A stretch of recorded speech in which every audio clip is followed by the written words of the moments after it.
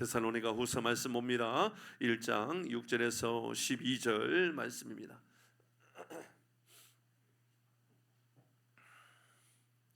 데살로니가 후서 1장 6절에서 12절까지 말씀 보도록 합니다. 우리 교독에서 읽습니다.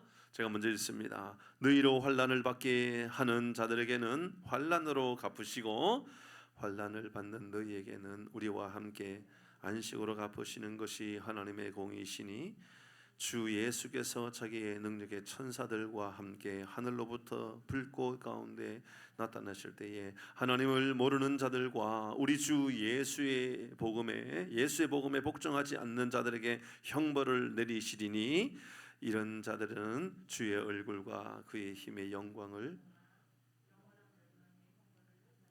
그날에 그가 강림하사 그의 성도들에게서 영광을 받으시고 모든 믿는 자들에게서 놀랍게 여김을 받으시리니 이는 우리의 증거가 너희에게 믿어졌음이니라. 이러므로 우리도 항상 우리 하나님이 너희를 그 부르심에 합당한 자로 여기시고 모든 선한 같이 12절 합니다. 우리 하나님과 주 예수 그리스도의 은혜대로 우리 주 예수의 이름이 너희 가운데서 영광을 받으시고 너희도 그 안에서 영광을 받게 하려 함이라. 아멘. 아멘. 예수님께서 어떻게 우리를 위로하시는가, 오늘은 예수님의 위로가 어떻게 나타나는가에 대한 말씀을 함께 나누도록 합니다. 저는 우리 모든 교우들이 예수 믿으면서 하나님의 위로가 항상 경험되어지고 하나님의 위로하심이 늘 깨달아지는 은혜가 있기를 바랍니다. 위로를 경험하는 거예요. 그러니까 위로가 임하는 게 얼마나 중요한지 모릅니다. 모든 사람은 다 위로가 필요합니다. 저나 여러분이나 다 위로가 필요하지 않겠습니까? 저는 우리 교우들이 전도한다, 말씀으로 살려고 애를 쓴다, 기도한다, 그럼 그게 위로가 돼요. 저에게는요, 우리 교회 위로가 되는구나. 저는 그래서 우리 교우들이요, 기도 많이 한다 그러면요, 야, 하나님이 나를 위로해 주시는구나, 위로해 주시는구나. 그 마음이 든단 말입니다. 저는요, 우리 교우들이 전도한다 그러면 전도 모임에 적극적으로 동참하려고 막 애를 쓰면요, 그게 위로가 돼요. 그냥 그게 위로예요. 뭐 다른, 여러분 저에게 과일 사오는 것이 위로가 아니고요, 전도 간다 그러면 그게 위로가 돼요. 과일은 제가 사 먹어도 되거든요. 그러니까 위로는, 진짜 위로는 그런 위로가 아니란 말이죠.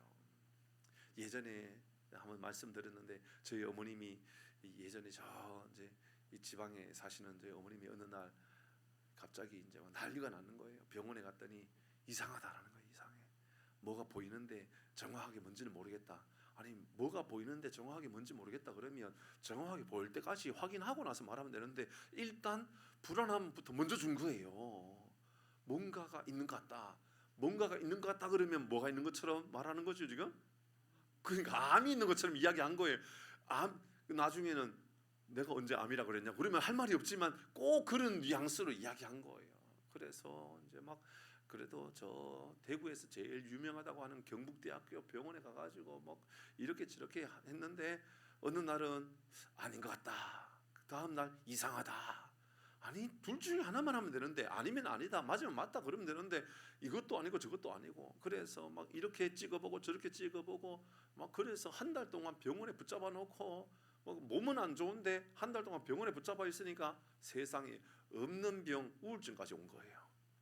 아니, 원래 우울증은 없었단 말입니다. 그런데 이거 병원에서 있는지 없는지 모른다, 뭐 그런 이야기를 하니까, 그래서 나중에 이거 이제 조직 검사를 받아봐야 된다. 그래서 폐 쪽에 조직 검사를 해본 거예요. 조직 검사를 해보니까 또 안 잡힌다라는 거예요. 또 근데 또 CT를 찍으니까 또 있는 것처럼 보인다라는 거예요. 아니, 있는지 없는지 명확하지 않으면, 자기네들 모르면 어떻게 해야 되죠? 잘 보는 다른 병원으로 빨리 보내면 되잖아요 그냥. 근데 붙잡아 놓고 이건지 저건지 모르겠다 그런 거예요. 난리가 난 거예요. 어머니는 이건 어떻게 되느냐, 이거 뭐 이러다가 큰일 나는 거 아니냐. 우리 어머님에게 있어서의 위로는 뭘까요? 우리 어머님에게 있어서 지금 그 당시에 우리 어머님에게 있어서 가장 좋은 위로는 뭘까요?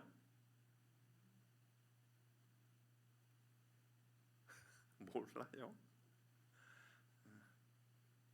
우리가 본 게 잘못 본 것 같다, 그 말이 제일 위로해요. 그죠? 잘못 봤다, 그 말이 위로해요. 한 달 동안 병원에서 너무너무 고생하다가 결국 안 돼가지고 형제들 뭐 이렇게 저렇게 해가지고 결국은 서울에 있는 어느 뭐 유명한 그 S병원에 바로 빨리 잡아가지고, 아니 빨리 잡았으면 됐는데 그 병원에서 붙잡아 넣는 바람에 가지도 못하고 결국은 찍었던 사진 다 가지고 서울에 갔는데 거기서 새로 사진을 찍은 거예요. 찍어가지고 의사에게 보여줬더니 의사가 씩씩 웃으면서 아이고 걱정하지 마세요, 이것은 뒤에 숨어있는 폐렴인데 아마 한 주간만 지나가면 다 없어질 겁니다 그러는 거예요. 예, 지방에서는 이게 안 보일 수도 있습니다, 그런 얘기를 하는 거예요. 아니 자기네들이 못 봤으면 못 봤다 그러고 다른 병원에 가가지고 다시 확인해 보라면 될 텐데 그 말을 안 하는 바람에 한 달 동안 돈을 얼마 돈도 많이 썼어요. 돈을 1,000만 원 이상 썼다 그랬으니까 입원도 그렇지만 뭐 이것도 검사하고 저것도 검사하고 별거 다 검사했으니까, 그래서 결국은 서울에 와가지고 의사가 한마디 해준 거, 예, 별것 아닙니다. 한 서너 달 후에 와보시면요 깨끗하게 완전히 사라진 것도 알 수 있을 겁니다. 여러분, 아픈 사람에게 가장 큰 위로는요 별것 아닙니다. 그 말 들으면 가장 큰 위로가 됩니다. 맞죠? 맞습니다. 사업하는 사람에게 여러분 원가가 막 이게 물가가 내려갔다, 그런 말을 들으면요 괜히 기분이 좋을 수도 있습니다. 위로가 될 수도 있습니다. 직원들이 하는 이야기가 사장님 오늘 손님이 더 많아졌습니다. 얼마나 많아졌는지 모릅니다. 오늘 물건 다 팔았습니다. 그런 말 들으면 사장님이 위로가 됩니다. 그죠? 위로가 되죠.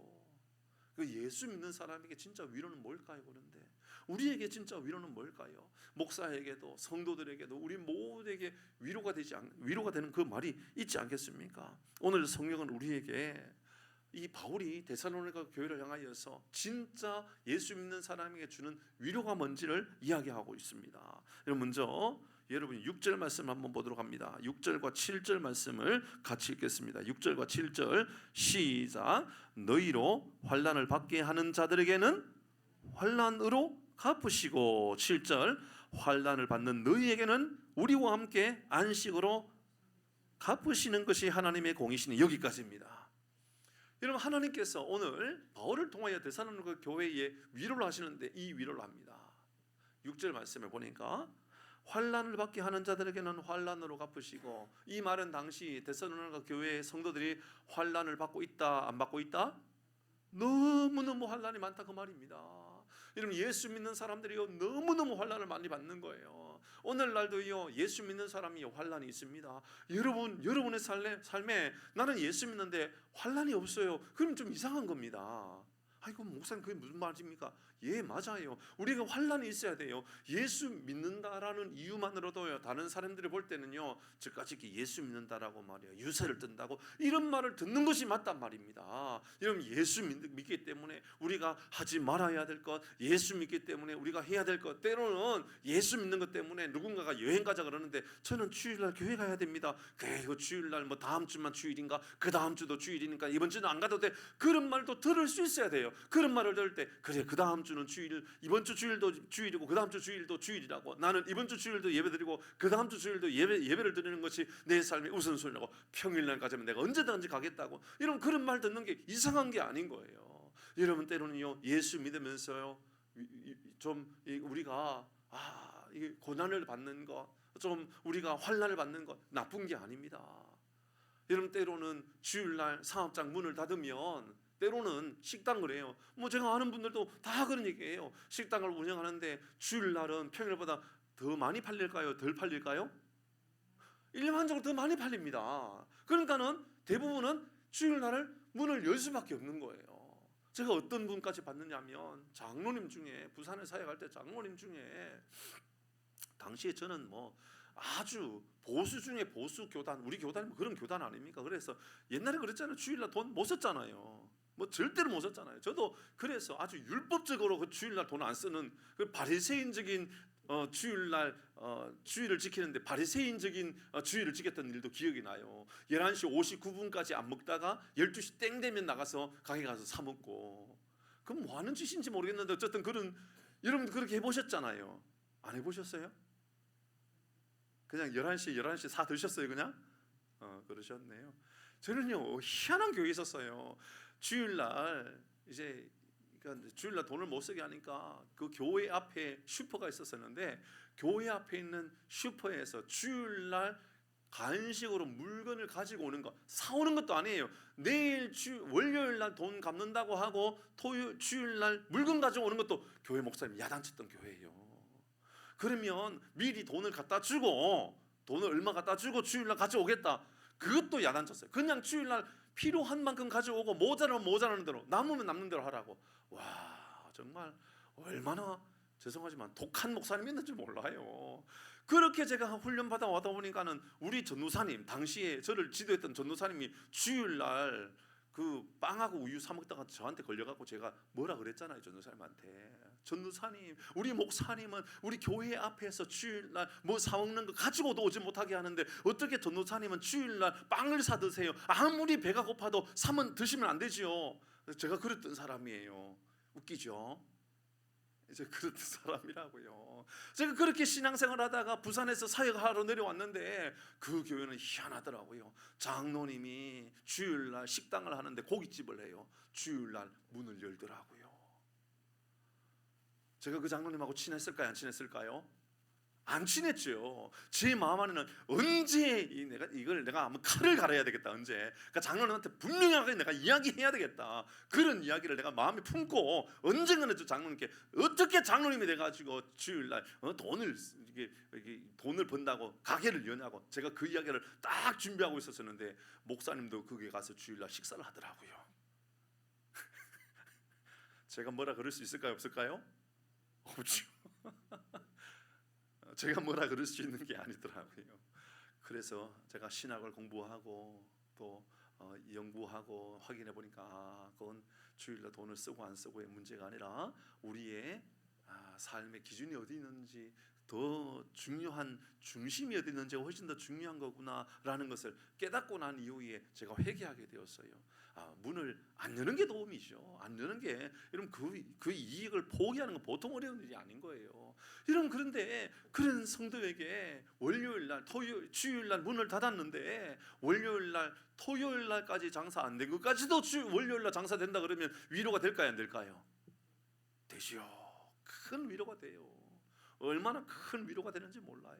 사랑하는 교회 여러분, 하나님께서요 여러분 일하는 모든 사람들에게 나름대로의 주는 하나님의 위로가 있단 말입니다. 그런데 오늘 성경은 뭐라고 말하느냐 하면 하나님의 위로가 뭐냐, 마지막 날 예수님 재림하실 때에 고난을 주었던 그 고난을 입혔던 그 사람에게는 고난을 주시고 고난을 받았던 우리는 우리 하나님께서 복을 주시는 것이 바로 마지막 날 이루어지게 될 예수님 재림하시게 될 그날 이루어지게 될 역사들이다. 그 이야기를 지금 6절과 7절에서 말하고 있는 겁니다. 이 말을 우리는 하나님의 공의라고 말합니다. 하나님의 공의. 하나님은요 분명합니다. 어떻게 우리를 위로하시느냐 하면요 우리를 괴롭히고 우리를 힘들게 했던 그들을 향하여서는요 하나님께서 갚아주십니다. 근데 그것만 갚아주시는 것을 여러분 하나님의 위로가 보면 안 됩니다. 7절 말씀에 환난을 받는 너희에게 하나님이 우리와 함께 안식으로 갚으시고, 안식의 또 다른 말이 뭘까요? 평화의 평강의 하나님의 평강이 우리 가운데 임하여 하나님의 위로를 경험하는 우리 모두가 되기를 주의 이름으로 축복합니다. 여러분 이 말씀을 통하여서 여러분 우리가 꼭 기억해야 될 여러 가지 말씀이 있습니다. 여러분 7절의 말씀에 보면 하나님이 갚으신다라고 말씀하시지요. 여러분 8절에도 말씀해 보면 6절에도 계속해서 갚으신다라고 말씀하셨던 그 하나님, 8절의 말씀에 복음에 복종하지 않는 이들을 형벌을 내리겠다. 6절에 환난을 주는 이에게 환난을 내리겠다. 9절의 말씀에 영원한 멸망의 형벌이 그들에게 임하겠다. 여러분 그러나 그리스도인에게는 어떻게 하겠다? 하나님의 공의로 7절의 말씀에도 보면 하나님의 안식으로 갚아주시겠다. 10절에 하나님의 영광을 돌리는 일들로 너에게 갚아주시겠다. 여러분 이렇게 말하고 있습니다. 여러분 이것을 정리하면 하나님이 우리에게 공의를 베풀어 주시어서 고난을 당하고 살아가는 이들에게 하나님의 평강이 임하고 하나님의 복이 임하고 고난을 입혔던 그들에게는 하나님의 갚아주시는 은혜가 있겠다, 그 말을 하고 있습니다. 자, 이 말씀이 우리에게 주는 아주 중요한 여러분 우리 교훈들을 찾아보십시다. 첫 번째 우리에게 주시는 교훈은요, 마지막 날 분명한 하나님의 심판이 있다라는 것을 잊지 말라라고 우리에게 주시는 말씀이죠. 우리는요 영적인 긴장감을 꼭 가지고 살아가야 됩니다. 여러분 우리의 신앙이요 너무 풀려져 가지고 언제 주님 오실런지 아무런 깨달음도 없고 아무런 대비도 없고 아무런 생각도 없고 그렇게 살아가면 안 됩니다. 성경을 말씀을 읽다 보면 지나치리만큼 예수님께서 마지막 날 하나님의 나라가 임하는 것에 대하여 얼마나 많이 강조하고 있는지 몰라요. 그런데 우리는 너무 이 말씀에 대해서 조금 가깝게 하지 않는 그런 모습들이 있습니다. 왠지 모르게 강단에서 말씀을 전하는데 재림 예수에 대하여 이야기하면 꼭 좀 뭔가 부담스러운 그런 분위기가 형성되어져요. 특별히 신천지라든지 또 이상한 이단들로 인하여서 마지막 날 재림 예수에 대해서 그런 말씀을 전하면 뭔가 좀 불편함이 있는, 그러나 성도 여러분, 성경은요 마지막 재림 예수에 대한 강조가 얼마나 많이 나오는지 모른단 말입니다. 예수님도요 마지막 때에 대한 이야기, 바울도요 마지막 때에 대한 이야기, 결국은 요한 말씀이 마무리되는 요한계시록은 마지막 때에 어떤 일들이 일어나는지에 대한 기록으로 성경이 마무리되고 있잖아요. 그러니까 성경의 내용들을 보면 예수님도 마지막 때에 대한 이야기, 하나님의 나라가 어떻게 임하게 되는지, 바울도 베드로도 다 하나님께서 마지막 때 어떤 일들이 일어날 것인가에 대해서 계속 이야기하고, 마지막 성경 요한계시록에서 결국은 예수님께서 밤모섬에 이 사도 요한을 불러가지고 환상 중에 마지막 날 어떤 일이 일어날 것인가에 대하여 하나하나 다 보여주시지 않습니까? 그렇다면 마지막 날이 임한다라고 하는 것은 분명한 것이요, 마지막 날 우리에게 임한다라고 하는 것을 우리가 항상 긴장감을 가지고 살아가는 것이 우리에게 얼마나 중요한지 모른다라는 것을 강조하고 있는 말씀이라는 겁니다. 데살로니가 전서, 우리가 지난주에 묵상했던 전서 5장 2절 말씀에 보면 같이 한번 읽습니다. 시작. 주의 날이 밤이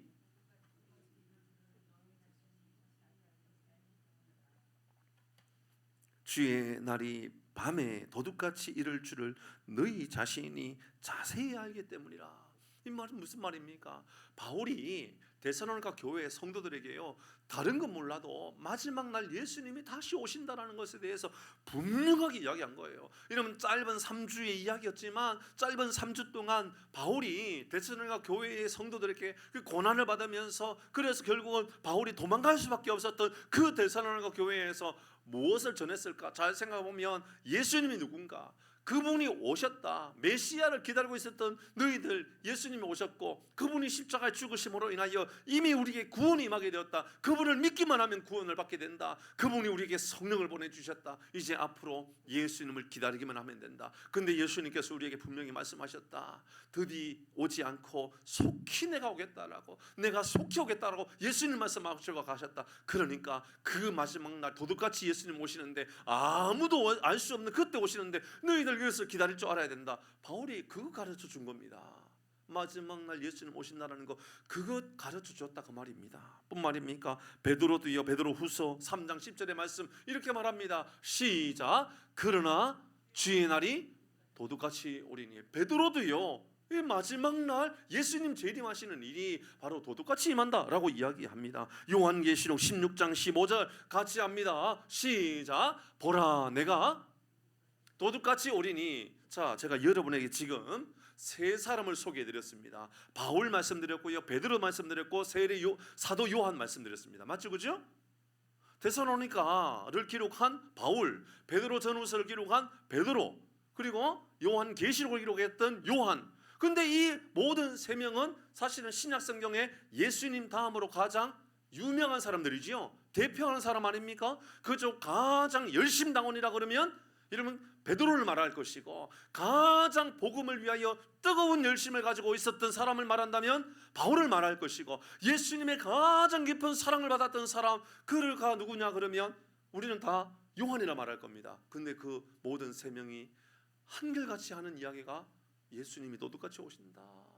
그 이야기를 빠트림없이 다 이야기하고 있다 그 말입니다. 무슨 말입니까? 이 말은 다 예수님께서 하셨던 말씀 때문입니다. 마태복음 25장에 예수님께서 이렇게 가르쳐 주셨기 때문이었던 거죠. 13절 같이 읽습니다. 시작. 그런즉 깨어 있으라. 너희는 그 날과 그 때를 알지 못하느니라. 예수님께서 마지막 날 때가 오게 되는데 너희는 알지 못한다. 그러나 깨어 있어라. 깨어 있어야 된다. 예수님께서 가르쳐주신 거예요. 그러니까 베드로든 요한이든 여러분 바울이든 그들의 마음 가운데 마지막 때가 오는구나, 마지막 때가 있구나, 그 이야기를 그들의 마음 가운데 가지고 있었던 것이죠. 그러므로 저는 이 말씀을 통하여 우리가 마지막 날 하나님의 위로는 공의 하나님으로 오셔서 죄를 지은 사람들, 하나님을 알지 못하고 하나님 믿는 사람들을 괴롭혔던 사람에게는 그 괴롭힘으로 말미암는 죄값을 치르게 될 것이고, 또 고난을 받았던 그 사람들은 하나님의 위로라고 하는 하나님의 공의의 복을 받게 될 것이다 라고 하는 그 말씀을 바울이 지금 데살로니가 교회에 이야기하고 있지요. 자, 이 말씀을 통하여 우리가 깨달아야 되는 첫 번째는 마지막 예수님 오시는 날이 분명하게 우리에게 다가오고 있구나, 예수님 오시는 날이 있구나, 그 말을 기억해야 되는 겁니다. 그런데요, 꼭 기억해야 할 것은 이 일에 대하여 우리는요 민감하게 반응해야 됩니다. 생활에 열심을 내다가 삶에 열심을 다해 살아가다가 주님 오시는 것에 대해서 잊어버리고 살아가는 이런 일이 생기면 안 된다 그 말입니다. 열심히 세상 살다 보면 예수님 언제 오실 것인가 다 잊어버리고 살잖아요. 시집가고 장가가고 먹고 마시고 놀고 즐기고 그렇게 살다 보면 언젠가는 예수님 언제 오실는지 다 잊어버리고 살아가는 것, 이게 인생의 모습들입니다. 그래서 예수님은 우리에게 마지막 날 우리는 그 날을 어떻게 대비해야 되는가 이렇게 말씀하고 있습니다. 마태복음 24장입니다. 36절부터 같이 있습니다. 시작. 그러나 그 날과 그 때는 아무도 모르나니 하늘의 천사들도 아들도 모르고 오직 아버지만 아시느니라. 37절. 노아의 때와 같이 인자의 임함도 그러하리라. 여러분, 노아의 때도 똑같이 인자의 임함도 똑같다. 노아의 때 여러분 생각해 보십시다. 노아가 방주를 만듭니다. 사람들이 노아가 방주를 만든다 그럴 때에 귀 기울여 듣습니까? 무시합니까? 무시합니다. 그러면 그들이 주어졌던 일들은 안 합니까? 아닙니다. 그들에게 주어졌던 일들, 시집가고 장가하고 여러분 농사짓고 다 열심을 다해 살아갑니다. 그런데 그 가운데 일상의 생활에 열심을 다하고 살아가는 그들, 그게 문제입니까? 아닙니다. 여러분, 저는 우리 교우들이요 사업도 잘하고 직장도 잘 다니고 건강한 삶을 살아갔으면 좋겠습니다. 여러분, 날씨가 춥다고 여러분 운동 안 하고 그러면 안 됩니다. 운동하셔야 됩니다. 여러분, 열심히 운동도 하시고 여러분 또 직장 다니는 분들, 사업도 하시는 분들 열심히 최선을 다하여 살아가셔야 됩니다. 그러나 노아의 때와 같이 인자의 임함도 그러하다라는 것은 아무도 듣지 않는다라고 할지라도, 아무도 예수님 오신다는 말에 귀 기울여 듣지 않는다 할지라도 우리는 예수님 오신다는 말을 항상 마음에 새겨야 된다는 거죠. 그래서 38절의 말씀 이렇게 말한 겁니다. 같이 합니다. 시작. 홍수 전에 노아가 방주에 들어가던 날까지 사람들이 먹고 마시고 장가들고 시집가고 있으면서 그렇게 살아가면서 예수님 오시는 거, 방주를 짓는 것은 무시해버리고 살아갔다 그 말입니다.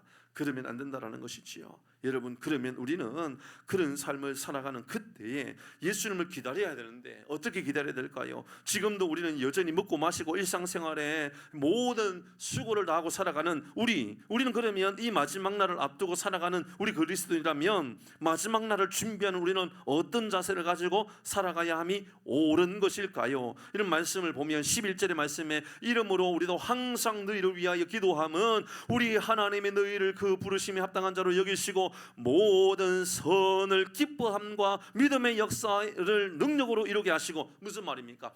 선한 일을 행하고 믿음으로 살아가고 있는 그 삶을 살아가라 그 말입니다. 여러분, 우리는 내일을 준비하고 살아가야 됩니다. 그래서 여러분, 선한 일을 힘쓰는 삶을 살아가야 됩니다. 악한 마음을 벗어버려야 돼요. 왜냐하면 여러분, 우리가 열심히 직장생활도 하고 열심히 사업도 하고 최선을 다해 주어진 일을 감당하지만 이것이 전부가 아니라고 하는 생각을 가지는 마음은 뭐냐면 내가 선한 마음을 가지고 살아가야지, 왜냐하면 주님께서 결국은 우리에게 너 뭐하다 왔냐, 너 어떻게 살다 왔냐라고 물으실 것이기 때문에 바울은 여러분 이 데살로니가 교회 성도를 향하여서 두 가지를 당부하고 있습니다. 하나는 선한 일들을 기뻐하는 것과 또 하나는 믿음의 역사의 능력을 가지고 살아가라고 하는 것을 이야기하고 있죠. 교우 여러분 축복합니다. 여러분 우리의 삶에 선한 마음들을 항상 가지고 살아가기를 바랍니다.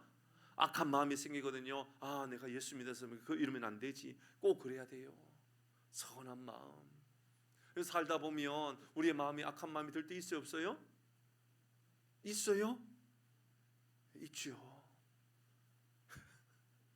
목사는 있을까요, 없을까요?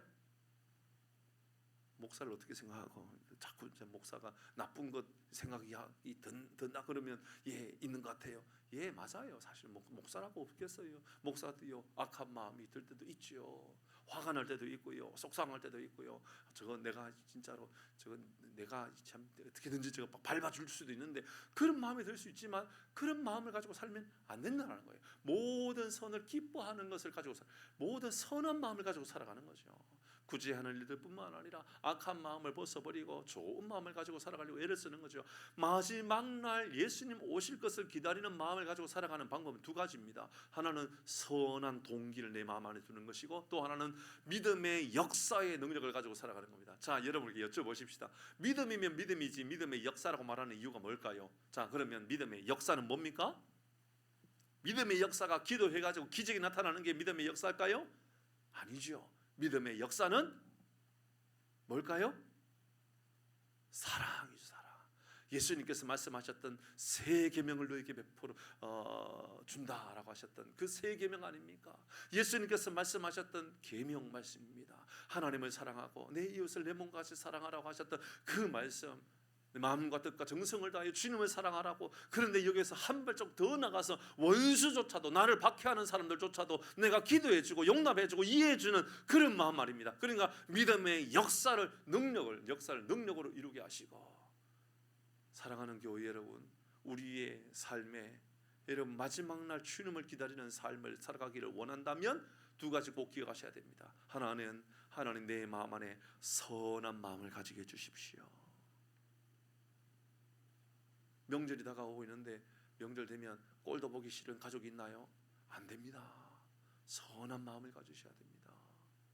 여러분 혹시나 여러분 주변에 여러분 이웃 가운데 꼴도 보기 싫은 사람이 있습니까? 여러분 안 됩니다. 꼭 화해하셔야 됩니다. 저 어제 어느 모 목사님하고 우리 교단의 어느 모 목사님하고 좀 저녁에 깊은 좀 대화를 할 일이 있었었는데 그 목사님 하는 이야기예요.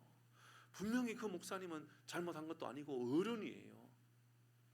연세가 좀 많은 이제 70 다 돼가시는 어른 목사님이에요. 그런데 아직 이제 막 50 막 넘은 어느 목사님이 본인이 잘못했거든요. 그 젊은 목사님이 밖에 가가지고 목사님에 대해서 안 좋은 이야기하고 다니고 뭐 좀 비난스러운 이야기하고 그렇게 다니는 그런 목사님이 있었단 말이에요. 그런데요, 제가 볼 때는 이 젊은 목사님이 가서 무릎을 꿇고 사죄하면서 다 용서해달라고 그렇게 구해야 돼요. 그런데 이 목사님이 얼마나 성자와 같은 분인지 너무너무 대단하다 싶더라고요.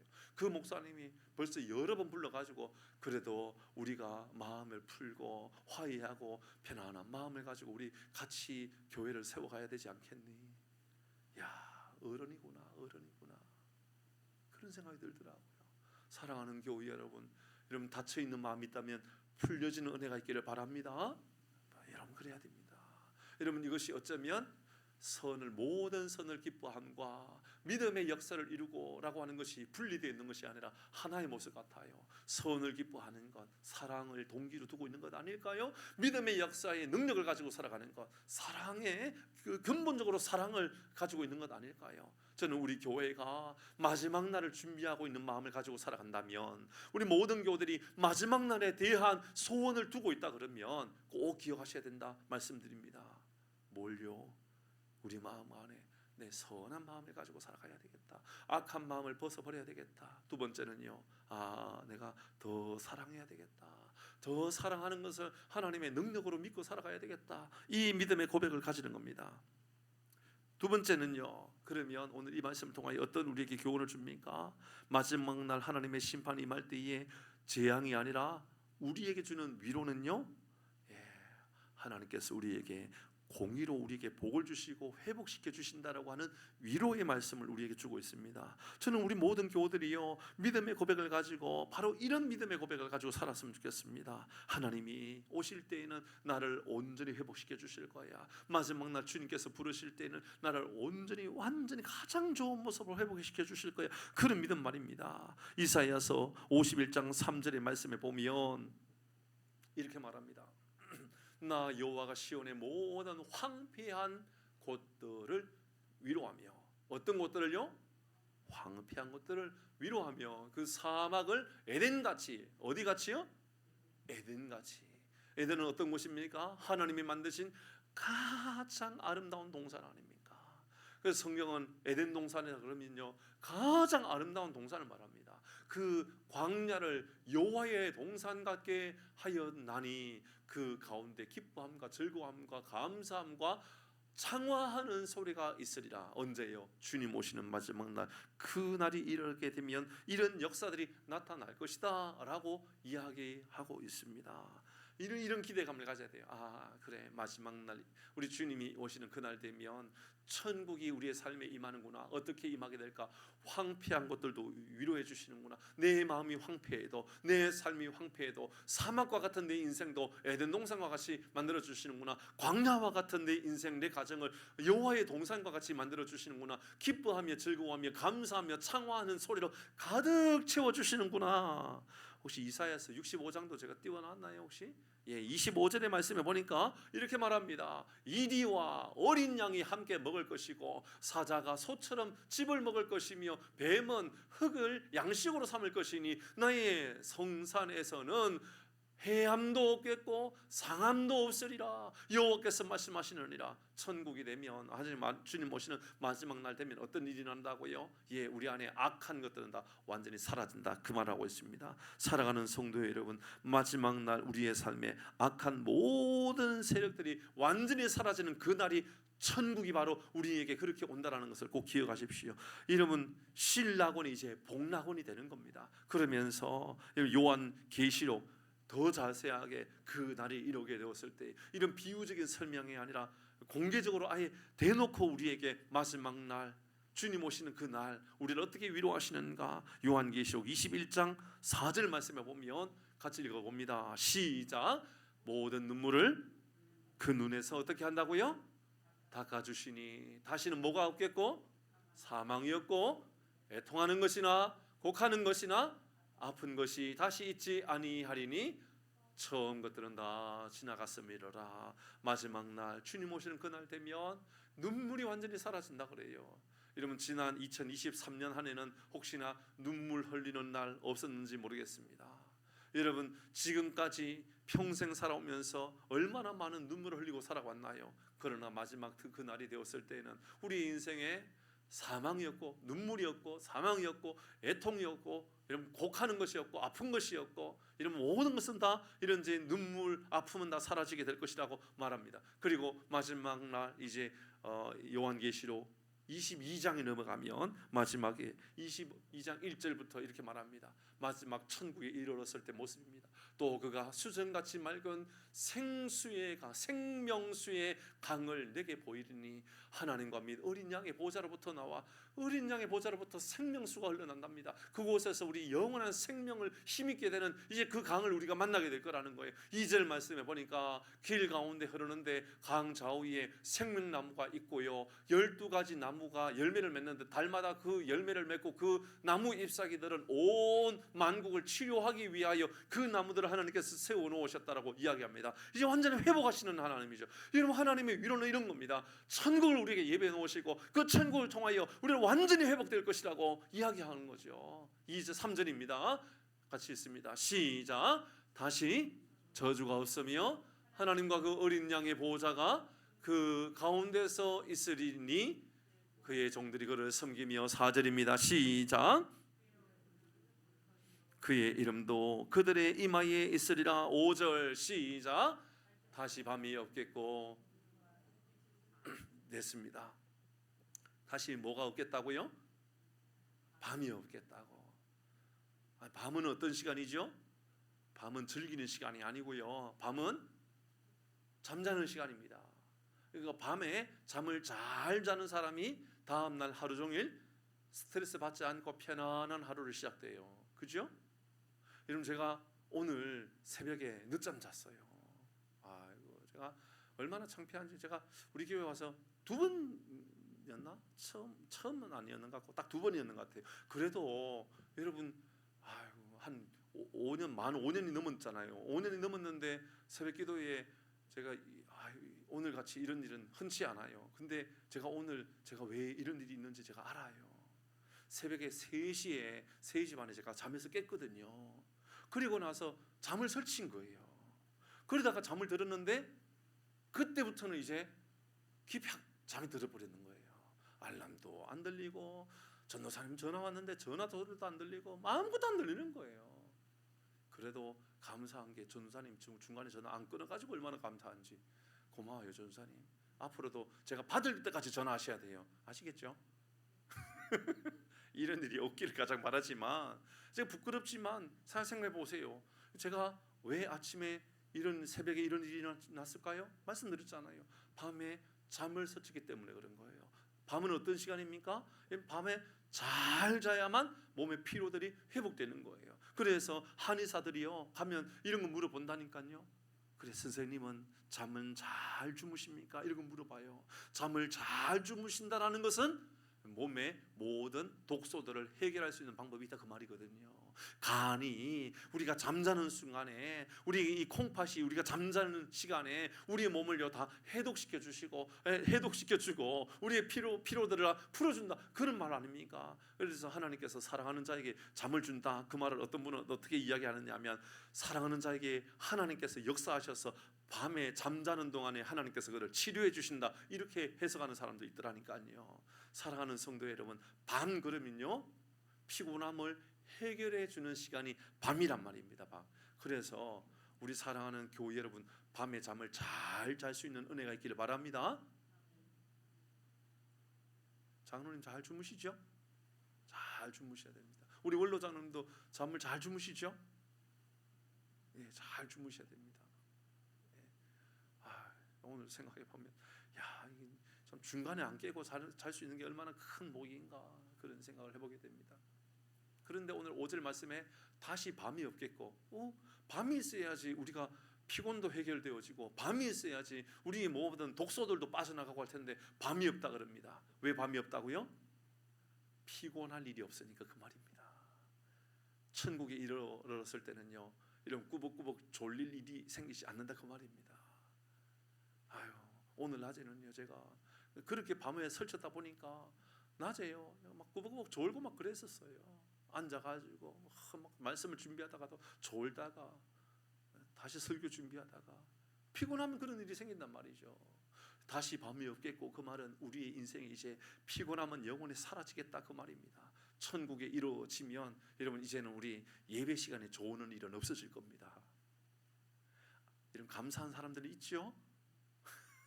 예배 시간에 자꾸 졸리는 사람들이 있잖아요. 왜 졸리는 거죠? 피곤하니까요. 근데 다시 밤이 없겠고, 이 말은 여러분 마지막 날 그날이 되면 피곤하지 않는 하나님께서 우리를 온전히 치료해 주시는, 이게 뭐라고요? 하나님의 위로라 말씀하고 있습니다. 좀 말씀을 마무리하려고 합니다. 데살로니가전서 4장, 지난주 읽었던 4장 17절 18절 말씀입니다. 같이 17절 읽어봅니다. 시작. 그 후에 우리 살아남은 자들도 그들과 함께 구름 속으로 끌려 올려 공중에서 주를 영접하게 하시리니, 그리하여 18절 시작. 바울은 데살로니가 교회를 향하여 마지막 날 우리가 잠자는 것과 같은 그러한 시간들이 우리에게 오게 될 것이고, 마지막 날 우리가 죽음 이후에 우리 주님께서 오시는 그 놀라운 사건을 통하여서 바울은 데살로니가 교회를 향하여서 이러한 말로 서로 위로하라 이야기하고 있습니다. 그럼 뭘 위로할까요? 예수님이 우리를 회복시켜 주신다, 이게 진짜 위로라, 그 말을 하고 있는 겁니다. 말씀을 마무리합니다. 위로의 핵심은요, 우리도 주님의 오시는 그날 영광에 동참한다. 그렇게 오늘 본문은 이야기하고 있죠.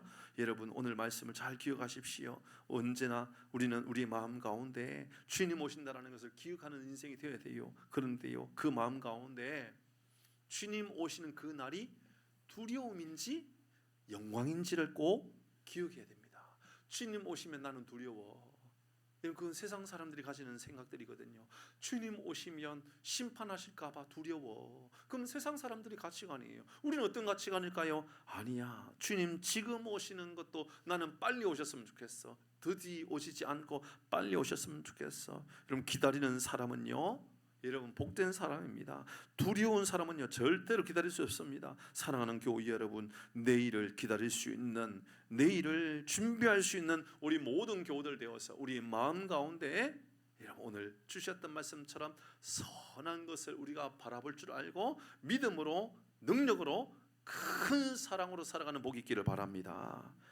내일을 준비하는 방법 말씀드렸죠. 예수를 바라보고 선한 일을 힘쓰고 믿음의 능력을 가지고 살아가는 것. 그러므로 다툼과 허영과 교만은 벗어버리고 우리 가운데 위로의 공동체, 마지막 날을 기다릴 줄 아는 공동체, 그런 교회 우리 풍산교회가 되기를 주의 이름으로 축복합니다. 아멘.